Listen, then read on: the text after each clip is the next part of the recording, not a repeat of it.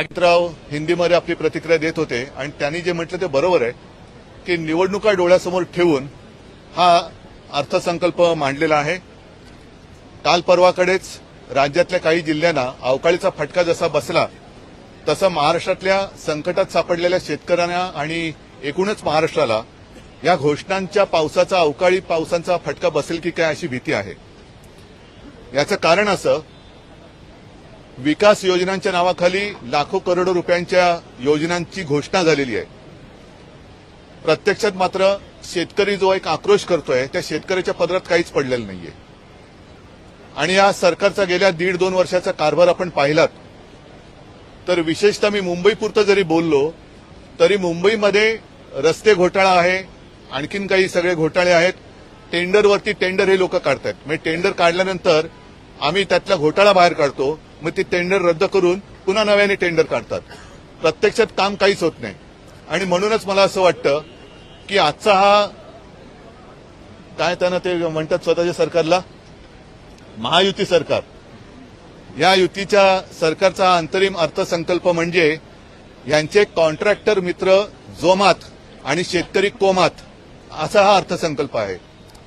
कारण अंगणवाडी सेविका, आशा वर्कर्स या संपावरती आहेत, त्यांच्या मागण्यांकडे लक्ष दिलं जात नाही।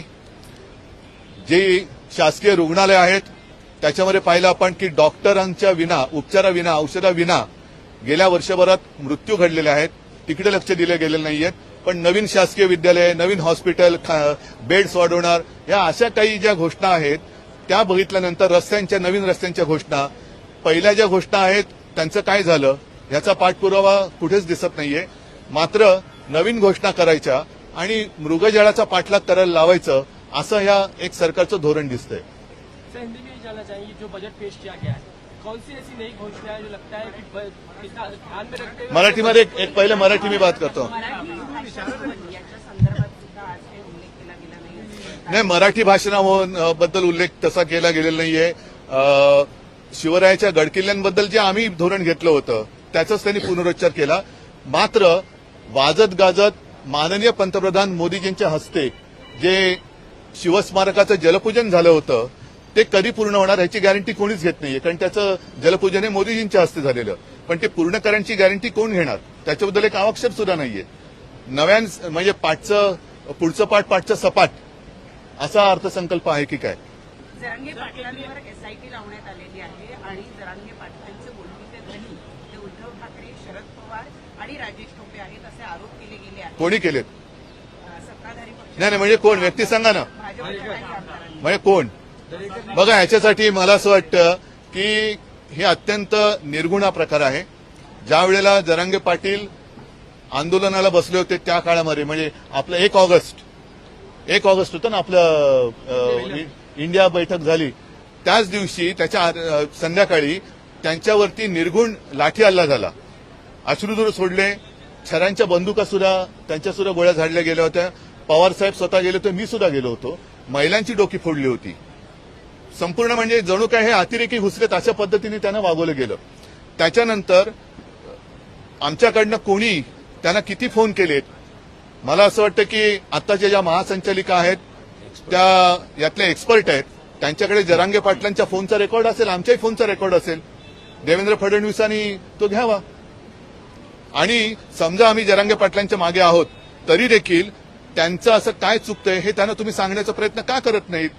म्हणजे कोणी आंदोलनाला उभं राहिलं तर त्याच्यावरती तुम्ही त्याला गुन्हेगार ठरवायचं। ज्या पद्धतीने उत्तरेतले शेतकरी गेल्या वर्षी 1-1.5 वर्षापूर्वी आंदोलनाला उतरले होते त्यांना अतिरेकी ठरवण्यापर्यंत मजल गेली, आता जरांगे पाटलांनी सुद्धा तुम्ही अतिरेकी ठरवणार आहात का? हा एवढाच भाग राहिला आता, म्हणजे कोणी न्याय हक्कासाठी उतरायचंच नाही।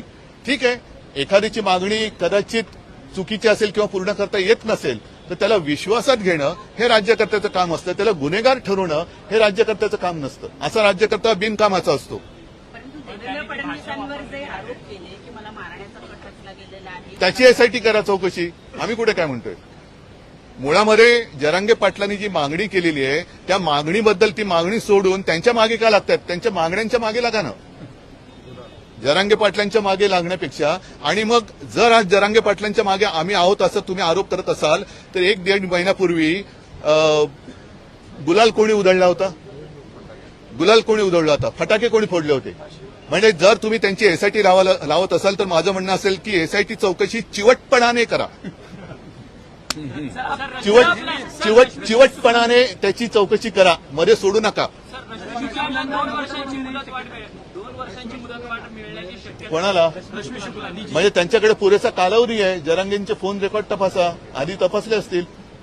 सर, आज मराठी भाषा दिवस आहे. खरं तर केंद्रातील सांस्कृतिक मंत्री जी किशन रेड्डी यांनी संसदेत एका प्रश्नाला उत्तर देताना सांगितलं की मराठी भाषेला अभिजात दर्जा देण्याच्या संदर्भात कोणताही प्रस्ताव जो आहे तो केंद्राकडे नाहीये. आता त्यांना पहिले मराठी भाषा कळली पाहिजे, कारण मराठी भाषेतला प्रस्ताव कळण्यासाठी सुद्धा जर का त्यांना नीट समजवण्याची आवश्यकता असेल तर मला असं वाटतं असं दुर्दैव देशाचं असू शकत नाही. बरं, आमचं सरकार आता यांनी गद्दारी करून पाडून 1-1.5 वर्ष होऊन गेलं. आम्ही तर प्रस्ताव पाठवले होते, त्या आधी सुद्धा पाठवले होते. मला खात्री आहे की विरोधी पक्षात आम्ही असलो त्यांच्या भाजपच्या, तरी देखील देवेंद्र फडणवीसांनी सुद्धा तो प्रस्ताव पाठवला असेल अशी आम्हाला खात्री वाटते. मग त्याचा पाठपुरावा त्यांनी का नाही केला? 1.5 वर्षामध्ये तुम्ही प्रस्ताव का नाही पाठवला? म्हणजे नको तिकडे चौकशा करण्यापेक्षा हे प्रस्ताव पाठवा ना. सर, हिंदी में जानना चाहेंगे आज का जो बजट पेश हुआ नहीं, आज का बजट जो है वो जैसे मैंने कहा कि सिर्फ चुनाव को सामने देखते हुए उन्होंने घोषणा की है. पिछले साल जो कुछ किया था उन्होंने अर्थसंकल्प, उसका क्या हो गया?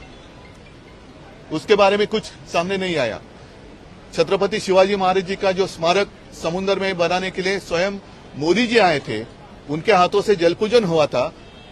जिस काम का पूजन स्वयं मोदी जी के हस्ते हुआ है, उसकी गारंटी पूरी करने की जिम्मेदारी और गारंटी कौन लेगा? उसका कोई इसमें ये नहीं है, उसकी बात नहीं है उसके ऊपर. और मुझे ऐसे लगता है कि जिस तरीके से ये सरकार जो काम कर रही है, सिर्फ अपने कॉन्ट्रैक्टर दोस्तों के लिए काम कर रहे हैं.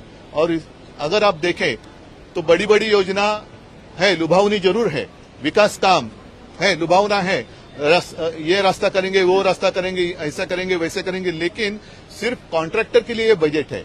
और जो हमारे काश्तकार है वो दुख में है, तो किसान जो है दुख में है, उनके लिए कोई ऐसी बात दिखाई नहीं दे रही मुझे. सर, एक बात आप देख रहे हैं, कल परसों ही बारिश हो गई. आता अवकाळी पावसाला हिंदी में क्या कहते हैं?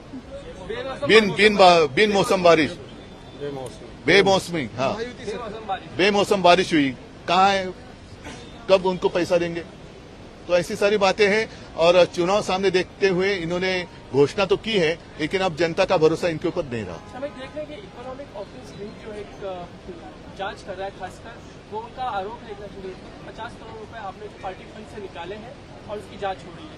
क्या ऐसा कुछ हुआ? उसके बारे में आपको उसके साथ साथ जो पूरे महाराष्ट्र में एक घोषणा गूंज रही है 50 खोके एकदम ओके, उसकी भी एसआईटी करो. चलो, धन्यवाद. जरांगे को लेकर सवाल है सर, मनोज जरांगे को लेकर उधर सर